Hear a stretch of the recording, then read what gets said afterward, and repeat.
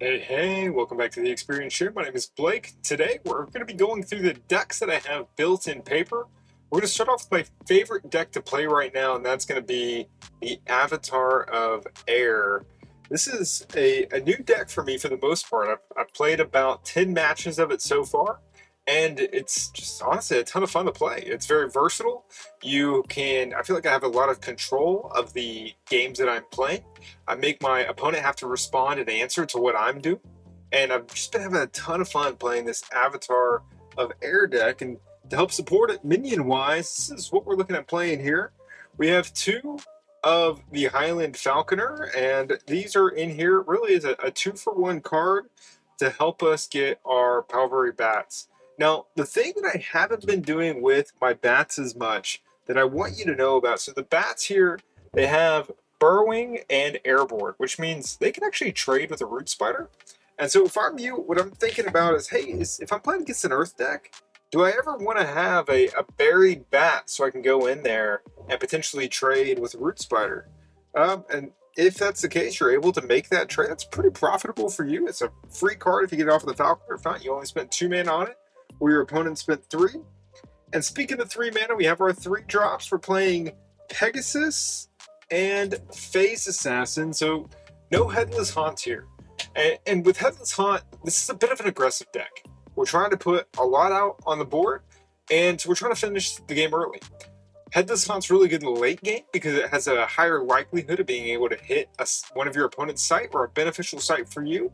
But being a 3-4 in a aggressive deck, you can't control where it goes, you're not playing Mechanism to be able to try to put it in a particular place. Not the best card here for this particular version of the deck. Now, Phase Assassin, really good. It's aggressive. You can get it down on turn 2 with a tower. And then it has Void Walk, putting it right next to your opponent, making them respond to some really strong, aggressive plays. Pegasus here, just almost a vanilla 3-3. It has Airborne on there, and so that's going to give it some additional mobility. But main thing is really you can start putting on a lot of pressure pretty quickly. And next, we're going with our 4 drops. You're going to see a little bit of spice about what makes this Avatar of Air deck a little bit different. Is that we're playing 3 of the Hippogriffs, and then we're playing 4 of, yes, that is a fire threshold. Playing 4 of the Cavalry here, and what you'll notice is that they both have charge. And that's it. We're trying to be aggressive. We're trying to get after it. We're really trying to curve out to 4 mana. Once we hit our 4 mana, we are looking to just continue to fly around, move around with our Avatar of Air, putting on quite a bit of pressure of our opponents. And we have another 4-drop in the deck that if you're lucky enough to see it, it's going to put in some work here for you, and that's going to be Witherwing Hero. Now, whenever a weaker ally in this particular location dies, and so let's say it's here, you have an Hippogriffs that goes in, maybe they attack, maybe they get attacked and they die. That actually returns back to your hand. There's not a ton of card advantage right now currently within Air the way it is. I mean, you have the Highland Falconer, but that's just getting a 2-1 and then the 2-2. But this can really help you do some trades, and if you trade in and get the card back, it can be really advantageous for you. Because this is a smaller, these are smaller minions, we're trying to be more aggressive, we're trying to curve out the 4 mana, you need something to do with the leftover mana. And we're playing a couple of Treekins here, and these are really good because they return back into your hand. They give the bearer +1, then bounce back. It's basically pay 1 to deal 1. And that rate isn't great, but unless you weren't going to do anything with that mana anyways. And then you just an extra chip damage every single turn. You attack pretty frequently with the Avatar because you really only need 4 sites. Now, sometimes you go to 5 or 6, but for the most part, you can actually start swinging and attacking with your Avatar, and that 2 damage can add up over the course of a few turns. And speaking of damage that adds up over turns, oh, the good old Devil's Egg. Now, this is really hard for your opponent to be able to deal with. If they don't get rid of it instantly, like the turn you play it, hey, that's a damage. Come back to you, that's another damage. So adds up really quickly to this aggressive shell. You're playing so many minions and you're trying to get in on your opponent's sites that you're pretty easily able to drop this and leave this egg over on your opponent's side of the board.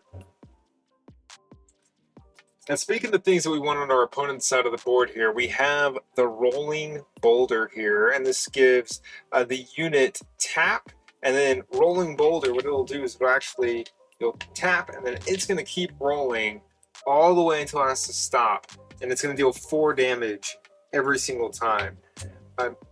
There's not a lot of removal in air, and so you need the rolling boulder to go down and start finishing things off. Hitting for 4 is quite a bit of damage, and that's what makes Rolling Boulder here so strong.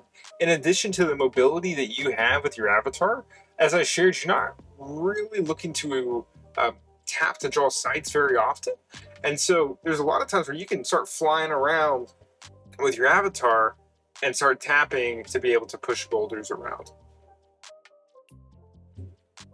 Moving over to our spells, we're playing a mix here for 2 of the lightning bolts and 2 of the fire bolts. Now, they both have their purposes. That's why there's 2 of each. And the firebolt shooting a projectile, it doesn't matter if your opponent stacks up a whole bunch of minions, which is a lot of the time people do because they're like, it's an air deck. They're going to have Thunderbolt. And so they stack a lot of their minions together where you can come in here with the firebolt then individually target to deal the death blow. A Thunderbolt, really strong, good piece of removal here, dealing 3 damage to a random minion or really random unit here. And that can be good against boss controls because those can start causing you problems if you're not able to deal with those early. Other magic, we talked about mobility, and so mobility is important. So we're playing both Blink as well as Blaze to be able to get some extra mobility. Blaze provides us some extra damage. And so you can sometimes up trade by, putting Blaze on a bats, you're blazing around, and you come back and you can attack with the bats to finish off, a 4-power minion. And that can be a pretty good combo here. And with all the mobility, Blaze is really strong to be able to get in, get the extra 2 damage, sometimes, finish off a whole bunch of Death Speaker minions. Blaze is a really strong card here. Blink, card advantage, advantageous attacks, getting away from root spiders. Blink is just a flexible card. And also, if your avatar is on a non-air site and is unable to start flying and floating around, Blink can help put your avatar there in an advantageous position for you to be able to continue to move forward and progress the board state. Next, removal-wise, we have Infiltrate and Chaos Twister, and Infiltrate being really a main reason to go into the fire, because 4/4 for a singular threshold, you can go ahead and take control of one of your opponent's minions. This can be a really strong finisher as well as get rid of some pesky blockers and make it hard for your opponent to be able to deal with and remove. Chaos Twister here, I'll be honest, less fun on Tabletop Simulator, a ton of fun in person. This was a card that, I'll be honest, I wasn't a huge fan of at first. Whenever I saw it, I thought it was fun, but I was worried about the gimmicky components of it. And because what you'll do is you can get a non-sleeved card, you put it on your hand, you go an inch over or a foot over the ground, give it a blow, and it blows, and wherever it's the majority on the card, that's where it lands. So you have to be careful not to blow it out of the realm, and then the spell fizzles. You gotta be careful not to drop it on top of yourself. Card's a ton of fun. I've really enjoyed playing it.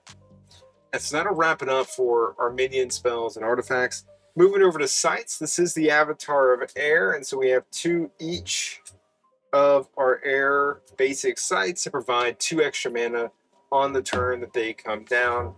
Really strong. And if you don't know what Avatar of Air does, Avatar of Air allows you to what we call push. It is long, or a ally, or really just any minion, as long as you're on an air site. And so if there is a tower here, you can start pushing, we'll say this Witherwing, for example. You can push it up, and then it can actually still go in and attack, giving you a lot of mobility. And there's other things that you can do, and we'll talk about some of the other sites here in a second, and how maybe being able to push some of your opponent's things could also be really strong. And so we have 2 of each of the towers. Then we are playing 2 each of both Watchtower and Updraft Ridge. We have quite a bit of flying in here, which is where the Updraft Ridges come from. You can definitely be playing Observatory instead of either of these. Now, I think Watchtower is really good because of Infiltrate. I think Updraft Ridge is good because of the extra mobility. I don't like playing one-ofs I wouldn't really want to play one of each to be able to fit into Observatory. So we're going to try this out for now. Observatory might be the right call and the right card to be able to put in here. I just didn't know what sites I wanted to cut for it for now. Unique sites, we are playing the Cloud City, really good. That you can, be flying all over the place. You move once to Cloud City, then you fly with your avatar, and then you go in, maybe you attack. A lot of mobility in this Avatar of Air deck. That's what makes it a lot of fun. We talked about being able to push your opponent's minions, and that's why we're playing 2 Bottomless Pits. Not only are we playing a lot of flyers that aren't really affected by Bottomless Pit, but we can also, if we're on an air site, we can push our opponent's minions on top of the Bottomless Pit, and if they're not ready for it, it's game over. So since we are playing the Fire Threshold, I have one copy of the 3 of the basic Fire sites. You'd let me know in the comments below, are you a 1 basic of each type? Would you have done 3 of the exact same one? Let me know in the comments below. I'm curious what you would do there. And then we have 1 each of the Ruins. This gives us both threshold that we need. And then we're going to finish it all off with the beautiful Color Out of Space, which gives us both threshold, easy because we're only trying to play 4 sites. And so really kind of game plan wise, what we're hoping to do is we want 1 fire site. And so if we don't have a fire site, we're mulliganing pretty aggressively, assuming that we can, for a fire site. And we would love to have a tower as well. So what a lot of early turns look like for me is grab bats, a falconer. So I typically I'm start off, I play my tower, for example. We go ahead, play out or tap our Avatar of Air. If we're able to cast either maybe Falconer and go get a Bats, or we just do Bats by itself, that's perfect. Turn 2, let's pretend we got an Updraft Ridge now for an example. We would tap, play the Updraft Ridge, fly over with the Bats, and then I would normally push up with my Avatar so I can be up here on an air site.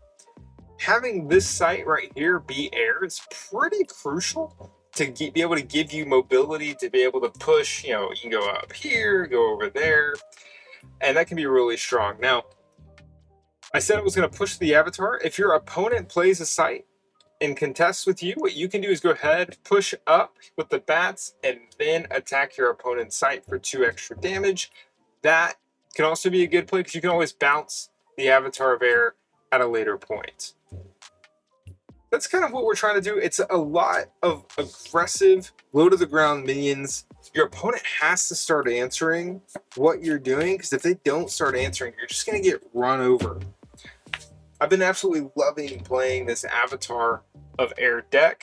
It's been a ton of fun. I can't wait till Arthurian Legends to see if there is new avatars that come out that let us engage with the game in a different level.